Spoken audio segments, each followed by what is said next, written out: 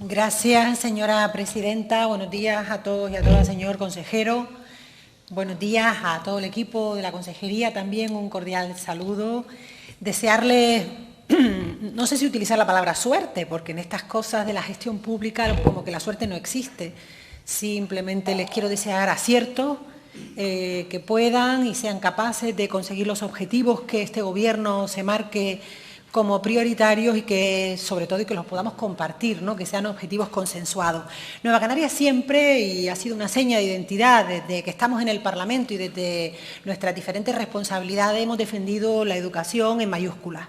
Creemos en la educación pública, como una potente herramienta de cambio, como una gran palanca social y como un elemento fundamental para la transformación económica y el desarrollo y el progreso de Canarias. Por tanto, la educación es un gran valor en el ámbito individual para que el ser humano, el niño o la niña desarrolle todas sus capacidades, pero sin duda es un elemento fundamental de las sociedades modernas y avanzadas.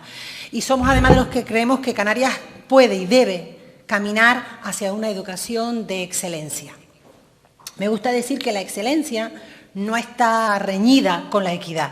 Es decir, buscar ese binomio perfecto donde la educación sea una educación que favorezca la equidad, que todos los niños y niñas y los jóvenes tengan las mismas oportunidades, vivan donde vivan, vivan en la isla que vivan, vivan en el barrio y en el municipio en el que vivan, y donde también se pueda desarrollar la excelencia, la calidad y la mejora permanente.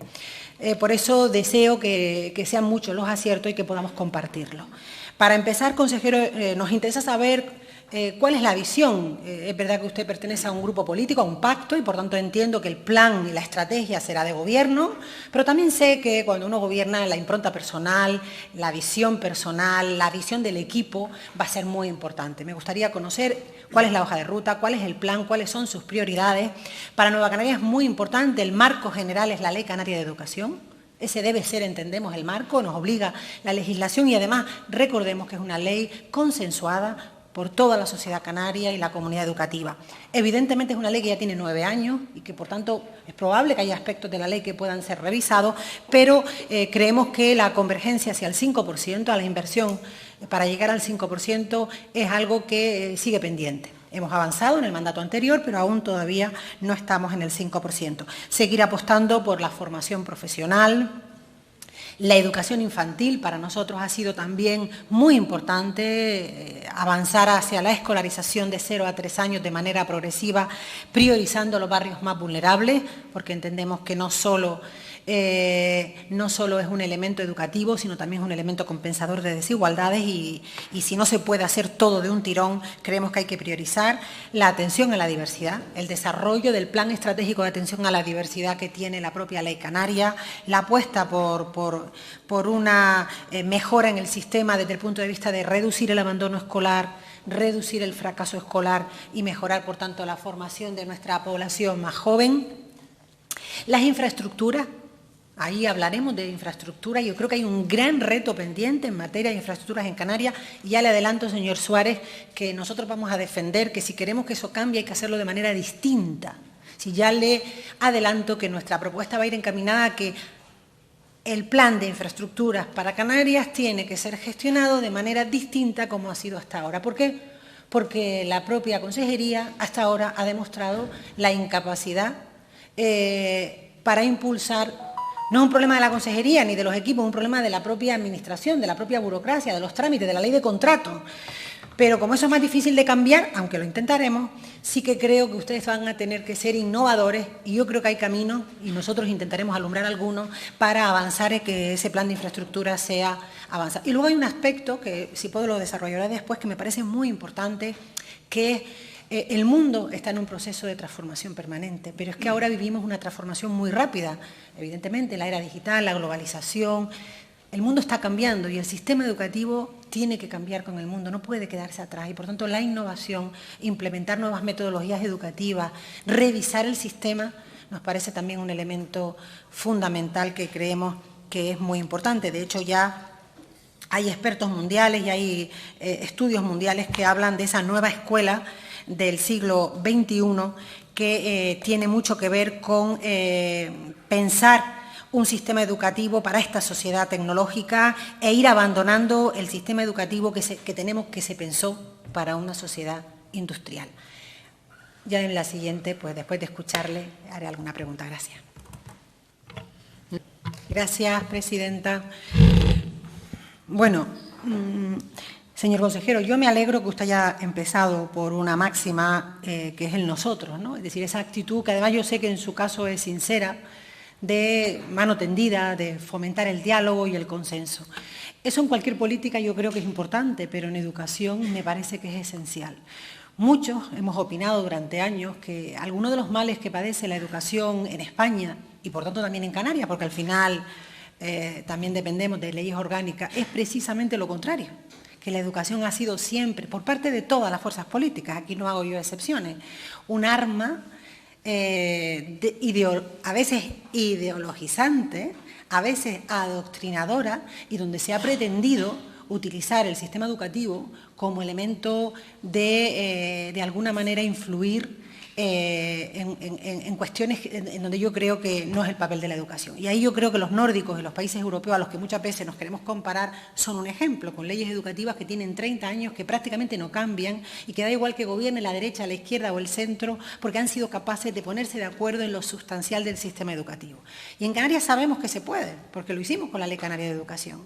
Fuimos capaces, todas las fuerzas políticas, de ponernos de acuerdo en elementos comunes para mejorar el sistema.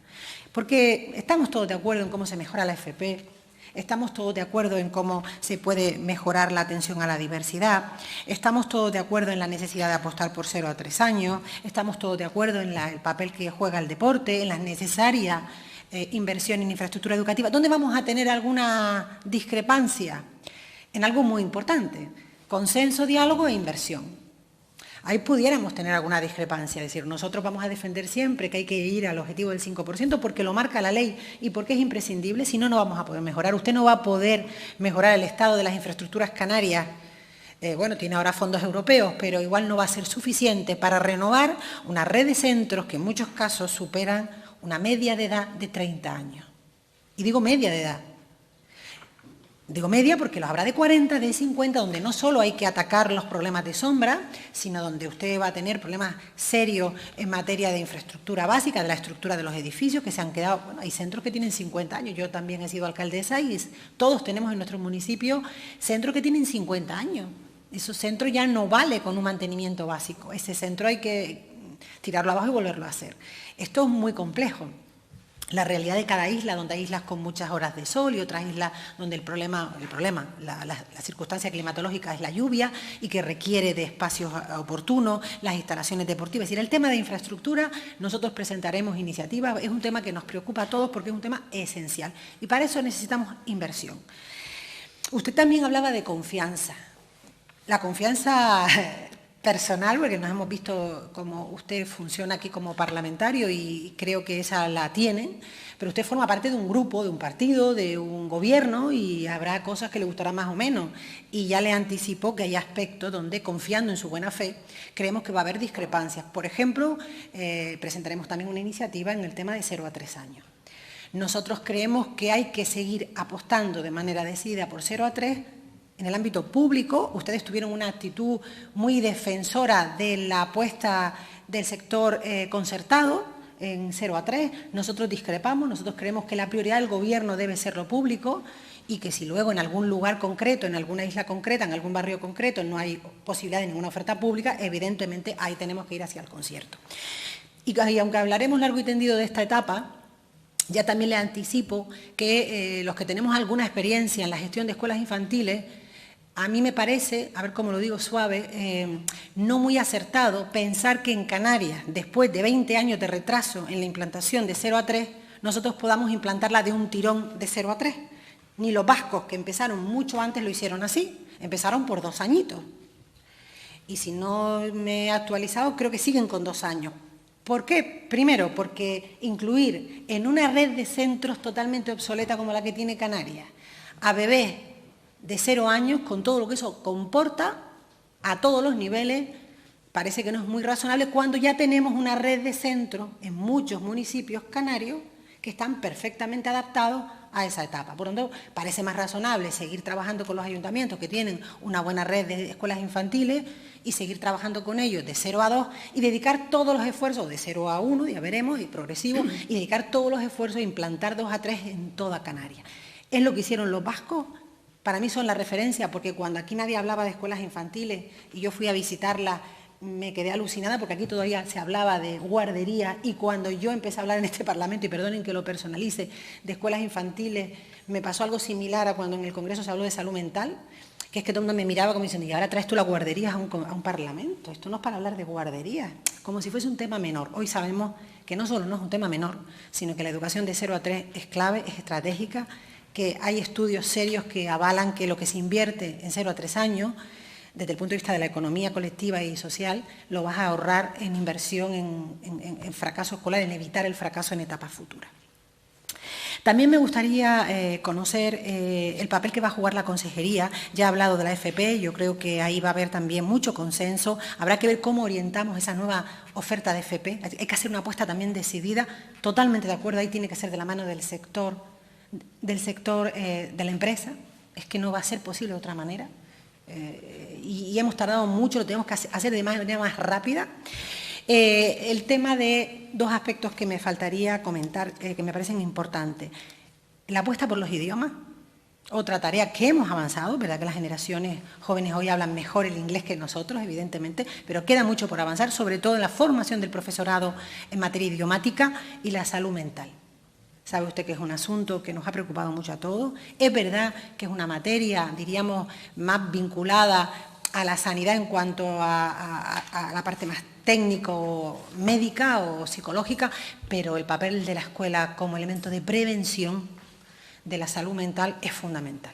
Y yo creo que ahí tenemos que caminar también para seguir mejorando. Muchas gracias. Muchas gracias, señora.